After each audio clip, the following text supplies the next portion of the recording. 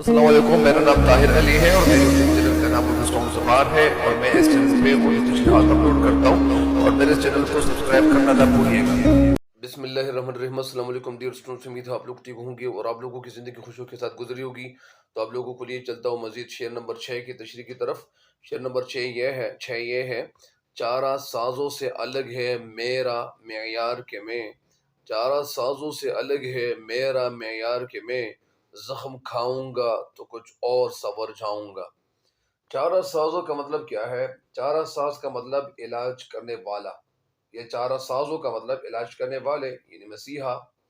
معیار کا مطلب کیا ہے؟ معیار کا مطلب ہے اصول، ضابطہ، جس کو معیار کو انگلش میں سٹینڈرڈ کہتے ہیں یا کسوٹی یا جانچنا۔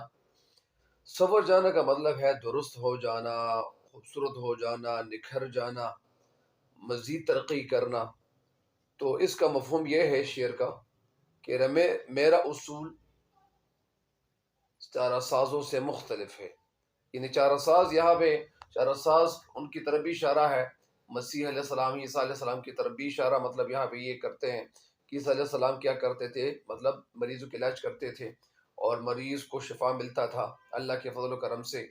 لہٰذا میرا اصول مسیحاؤں سے مختلف ہے۔ مسیحاؤں سے مطلب یعنی یہاں پہ مسیحا کا مطلب کسے کہتے ہیں؟ عیسیٰ علیہ السلام کی طرف تو اشارہ نہیں ہے، لیکن یہاں پہ مسیحا سے مراد چارہ ساز ہے،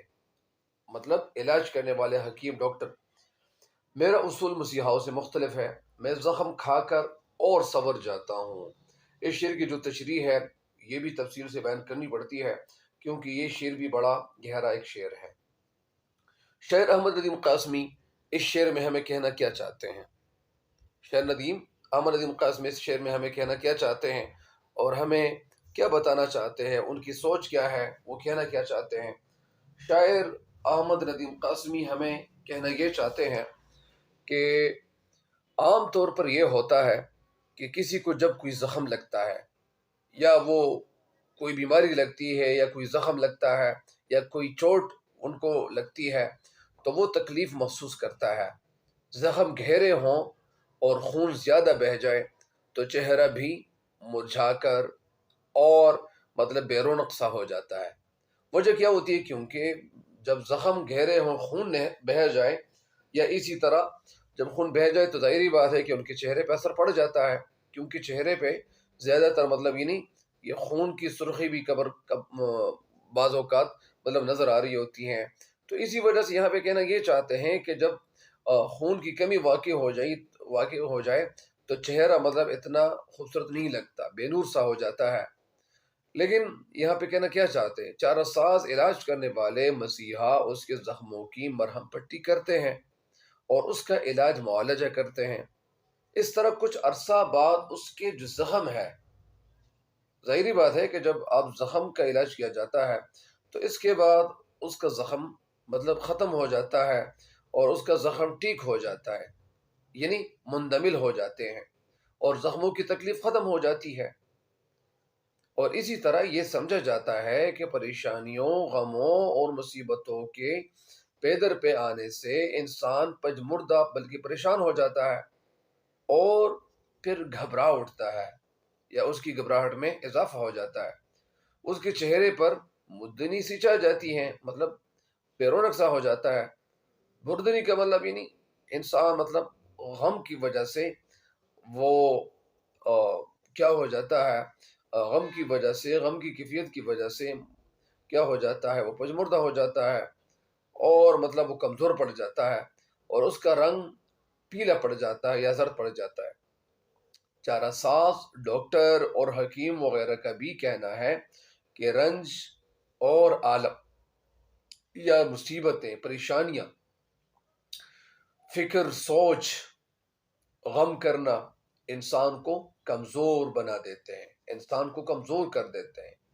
ویکنیسز آ جاتی ہیں انسان کی باڈی میں، اور اس کے چہرے کی جو خوبصورتی ہے یا وہ جو حشاش بشاش رہتا ہے انسان، تو وہ حشاش بشاش پھر نہیں رہتا اور ان کے چہرے کی خوبصورتی اس کا خاتمہ ہو جاتا ہے۔ اس کے چارہ ساز، ہمدرد اور خیرخواہ لوگ پریشانیوں اور غموں میں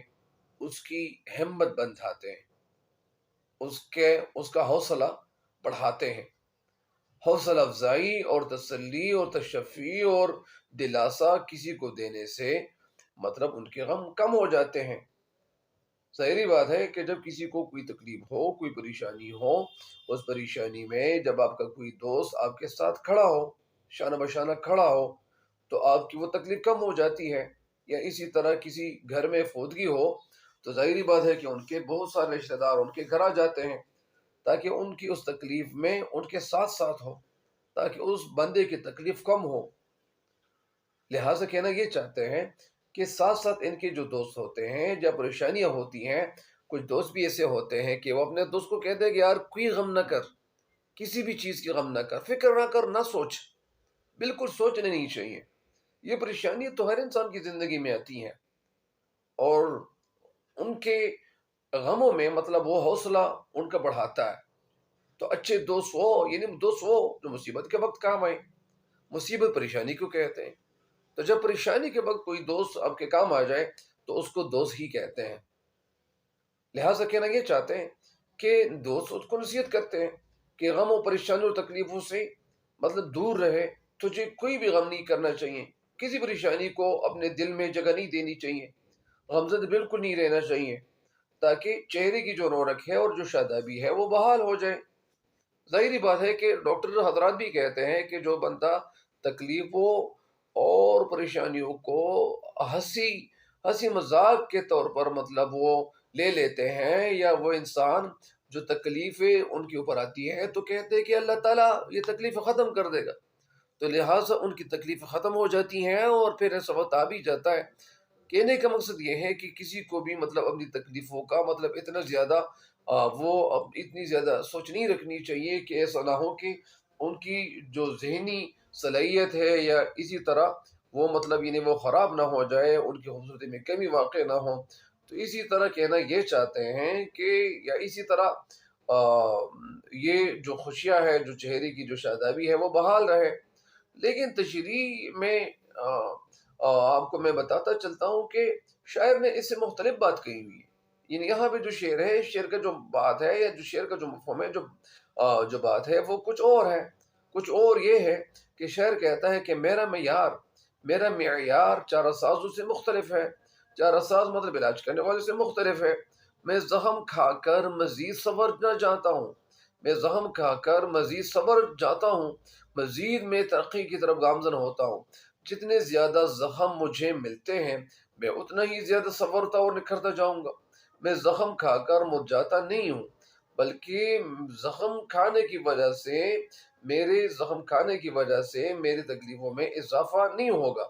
بلکہ میں زخم کھا کر مرجھاتا نہیں ہوں۔ یا میں اگر تکلیفیں برداشت کرتا ہوں تو تکلیفیں برداشت کرنے کی وجہ سے میرے اندر مطلب یہ نہیں شادابی کی کمی نہیں ہوگی، میرا چہرہ بے رونق نہیں ہوگا، بلکہ سرشار ہو جاتا ہوں، اور مجھے خوشی محسوس ہوتی ہے کہ جب میں ان غموں کو مطلب انہیں ہنسی اور یا اسی طرح کھلے دل کے ساتھ قبول کرتا ہوں، ایکسیپٹ کرتا ہوں، اور خوش ہوتا ہوں کہ یہ زخم میری وفاداری اور عشق میں صداقت کی ایک علامت، ایک سمبل ہے۔ لہٰذا ایک بات یہ بھی ہے کہ بہت سارے والدین ایسے بھی کرتے ہیں اس کے حوالے سے۔ اگر آپ لوگوں کو میں یہ بھی بتاتا چلوں، کچھ والدین اپنے بچوں کے سامنے اس چیز کا اظہار نہیں کرتے کہ بیٹا ہم بہت مشکل میں ہیں اور ہم بہت مشکل سے آپ کے لیے پیسے کما رہے ہیں۔ آج کل کے بہت سارے لوگ والدین ایسے بھی ہیں کہ وہ اپنے بچوں کو اعلیٰ تعلیم دلوانے کے حوالے سے سوچ رہے ہوتے ہیں کہ ہم اپنے بچوں کو اعلیٰ تعلیم دلوائیں، لیکن وہ اعلیٰ تعلیم دلوانے کی میں کمزور مطلب یعنی وہ کسر ان کی رہ جاتی ہے، یا ان کی تعلیم میں مطلب خامی رہ جاتی ہے، کوئی خرابی رہ جاتی ہے۔ کچھ والدین کی تو یہ سوچ ہوتی ہے کہ ہم اپنے بچوں کو مطلب اعلیٰ تعلیم دلوائیں، ان کو ترقی کی طرف گامزن کریں، ان کی ایجوکیشن میں کوئی کمی نہ رہ جائے، لہٰذا وہ مطلب یہ گورنمنٹ اسکولوں میں داخل کرواتے ہیں۔ لیکن گورنمنٹ اسکولوں میں بھی ایسے ٹیچر ہوتے ہیں کہ بہت زیادہ محنت کرتے ہیں۔ لیکن ایک بات یہ بھی ہے کہ پرائیویٹ اسکولوں میں، کالجز میں ایک بات یہ بھی ہے کہ اگر کسی پرائیویٹ اسکول میں کالج میں محنت زیادہ کرتے ہیں، ٹیچر محنت تو زیادہ کرتے ہیں کیونکہ ان سے پوچھا جاتا ہے اور بار بار ان سے پوچھ گچھ ہوتی ہے، لہٰذا ایک بات یہ بھی ہے۔ لیکن زیادہ تر جو اسٹوڈنٹس ہوتے ہیں، آلموسٹ جو اسٹوڈنٹس ہوتے ہیں، اس میں وہ اتنی زیادہ محنت نہیں کرتے جتنی محنت کرنے کی ضرورت ہے۔ تو اسی وجہ سے کہنے کا مقصد یہ ہے کہ ہر انسان جو والدین ہوتے ہیں تو وہ اپنے اور غموں اور دکھوں کو برداشت کرتے رہتے ہیں، برداشت کرتے جاتے ہیں، اپنے لیے کپڑے وغیرہ خریدنے کی کوشش تو نہیں کرتے، لہٰذا اپنے بچوں کو اچھا کپڑا اچھا پہنانے کی کوشش کرتے ہیں، لیکن ظاہری بات ہے کہ وہ اپنے ان دکھوں کا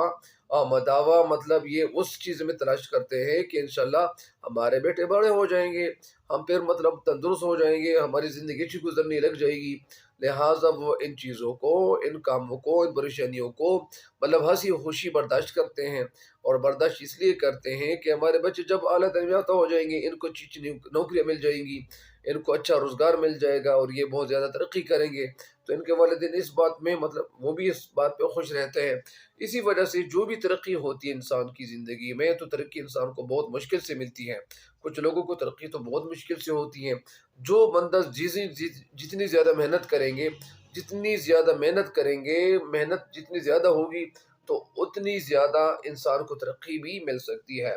کہنے کا مقصد یہ ہے، اس طرح اس حوالے سے ایک عالم اقبال رحمۃ اللہ کا ایک شعر بھی ہے کہ جفا جو عشق میں ہوتی ہے وہ جفا ہی نہیں، جفا جو عشق میں ہوتی ہے وہ جفا ہی نہیں، ستم نہ ہو تو محبت میں کچھ مزہ ہی نہیں، ستم نہ ہو تو محبت میں کچھ مزہ ہی نہیں۔ یا اسی طرح آگے کہنا یہ چاہتے ہیں کہ وہ عاشق جو سچا ہو، جو صادق ہو اور ایماندار ہو، تو ایماندار اور صادق عاشق کی پہچان بھی یہی ہے کہ وہ محبوب کے ہاتھوں ملنے والی اور تکلیفیں جو ہوتی ہیں، تکلیفوں پر غمگین ہونے کی بجائے، پریشان ہونے کی بجائے وہ خوشی محسوس کرتا ہے۔ عشق کی راہ میں ملنے والی تکلیفیں اور اذیتیں، صعوبتیں، مشکلات، یعنی جو عاشق لوگ ہوتے ہیں ان کے لیے کرب اور دکھ کی بجائے لذت اور تسکین کا ایک ذریعہ ہے۔ محبوب کے ظلم و ستم، جور و جفا اور تکلیفیں اور اظہار ثانیہ عاشق کے لیے تکلیف کی بجائے آرام، رنج کی بجائے راحت، دکھ کی بجائے مطلب سکھ، کرب کی بجائے ترب، اور اسی طرح مطلب نوش کا، یا اسی طرح نیش کی بجائے نوش کا مطلب سامان ہوتی ہے، اور اسی وجہ سے انسان مطلب یعنی کرب کی بجائے وہ خوشی محسوس کرتا ہے، دکھ کی بجائے وہ سکھ برداشت کرتا ہے، اور دکھ کی بجائے ان کو وہ سکھ لے رہے ہوتے ہیں، وہ خود کو سکھی رکھتا ہے، خود کو وہ خوش رکھتا ہے کہ یار یہ کوئی بھی پریشانی نہیں ہے، یہ پریشانی گزر جائے گی، آئندہ مطلب بہت زیادہ اچھی ترقی ہمیں ملنے والی ہے۔ محبوب کی طرف سے جتنے بھی جو ستم کیے گئے ہوتے ہیں یا ظلم و ستم کیے گئے ہوتے ہیں، تو محبوب کے ظلم و ستم ملنے کی وجہ سے عاشق کو مزہ ملتا ہے۔ جس طرح یہاں پہ علامہ اقبال رحمۃ اللہ کا ایک شعر اور بھی آپ کو ایک عرض کر لوں، وہ کچھ یوں ہے: دو عالم سے کرتی ہے بیگانہ دل کو، دو عالم سے کرتی ہے بیگانہ دل کو، عجب چیز ہے لذت آشنائی۔ چنانچہ شاعر کہتا ہے کہ میرا معیار چارہ سازوں سے بالکل مختلف ہے، ڈاکٹروں سے، حکیموں سے مختلف ہے، میں زخم کھا کر پریشان نہیں ہوں، اور نہ میرے چہرے پر مطلب یعنی مردنی چھا جاتی ہے، اور نہ میرا چہرہ بے رونق ہو جاتا ہے، بلکہ یہ زخم تو مجھے مزید خوبصورت بنا رہا ہے۔ یہ زخم جتنے بھی مجھے ملیں گے میں اتنے زیادہ نکھرتا جاؤں گا۔ زخم کھا کر میں آنسو نہیں بہاتا، اور آنسو بہانے کی بالکل ضرورت ہی نہیں ہے، بلکہ میں مسکراتا ہوں۔ مطلب ظاہری بات ہے کہ جب آپ زخم کھا کر اور آپ آنسو بہائیں گے تو اس کی وجہ سے ایک تو وہ تکلیف ہوتی ہے، اور دوسری بات یہ بھی ہوتی ہے کہ جب آپ تکلیف کو برداشت کر رہے ہوتے ہیں تو تکلیفوں کو صحیح طریقے سے برداشت کرنی پڑتی ہے۔ اس لیے اپنے زخموں کا علاج میں کیا کرتا ہوں، اپنے زخموں کا علاج میں حکیموں سے نہیں کرانا چاہتا۔ بقول جون ایلیا کے ایک دو شعر ہے، وہ کچھ یوں ہے: چارہ سازوں کی چارہ سازی سے، چارہ سازوں کی چارہ سازی سے درد بدنام تو نہیں ہوگا، ہاں دوا دو مگر یہ بتلا دو مجھ کو آرام تو نہیں ہوگا۔ اس کا ایک دوسرا پہلو یہ بھی ہے کہ زمانے کی تدخیاں، مصیبتیں، پریشانیوں سے انسان اگر ہمت کے ساتھ، وہ مطلب یعنی حوصلے کے ساتھ وہ کیا کرے، ان کو برداشت کر لے، تو یہ دکھ اور مصیبت انسان کو مضبوط بنا دیتے ہیں۔ مضبوط کیوں کر بنا دیتے ہیں؟ ان کے اندر حوصلہ بڑھتا ہے۔ اس طرح میں بھی ایک کتاب پڑھ رہا تھا، تحسین اردو، جو عزیز یائی کی مطلب کتاب ہے، اس کتاب میں انہوں نے مطلب امتحان کے حوالے سے کچھ ایسی باتیں بتائی تھی کہ جو اسٹوڈنٹس امتحان کو بار بار دیتے ہیں یا بار بار دیتے ہیں، یا جو اسٹوڈنٹس وہ امتحان کی تیاری کرتے ہیں، تو یہ تیاری کرنے کی وجہ سے وہ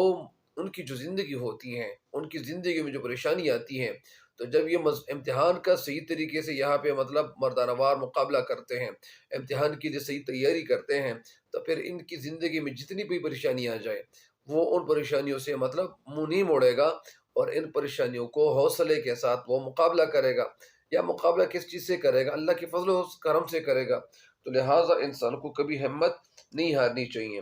بلکہ ساتھ ساتھ کہنا یہ بھی چاہتے ہیں کہ ڈٹ کر اس کا مقابلہ کرنا چاہیے۔ اسی طرح انسان پہ اگر مصیبتیں آ جائیں تو وہ مصیبتیں و پریشانیاں ان کو جھیلنی چاہیے۔ جھیل کر انسان سخت جان بن جاتا ہے اور وہ مضبوط بن جاتا ہے۔ جس طرح سونا لوہار کی بٹی میں جب وہ اس کو صاف کیا جاتا ہے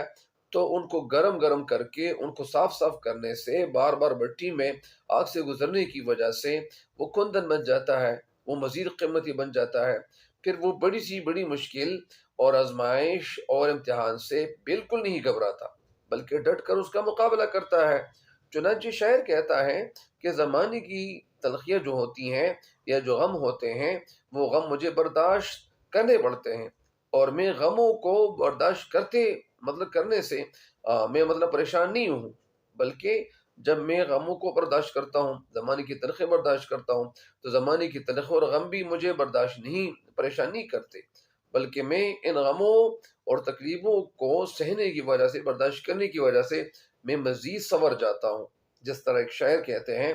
پی جا ایام کی تلخی کو بھی ہنس کر ناصر، پی جا پی جا ایام کی تلخی کو بھی ہنس کر ناصر، غم کو سہنے میں بھی قدرت نے مزہ رکھا ہے، غم کو سہنے میں بھی قدرت نے مزہ رکھا ہے۔ مزہ میم زے الف زا، زا کے بعد الف، تو یہ ہا والا نہیں ہے، گول ہا والا، لیکن اس کا مطلب ہے مزہ کا مطلب ہی نہیں خوشی، مزہ کا مطلب لطف۔ تو امید ہے کہ انشاءاللہ آپ اس شعر کی تشریح سے بھی استفادہ کریں گے، فائدہ اٹھائیں گے، اور آپ کو اس شعر کی تشریح بھی سمجھ آ گئی ہوگی۔ مجھے خصوصاً دعا میں یاد رکھیے گا، تب تک کے لیے مجھے دیجیے گا اجازت۔ اللہ نگہبان۔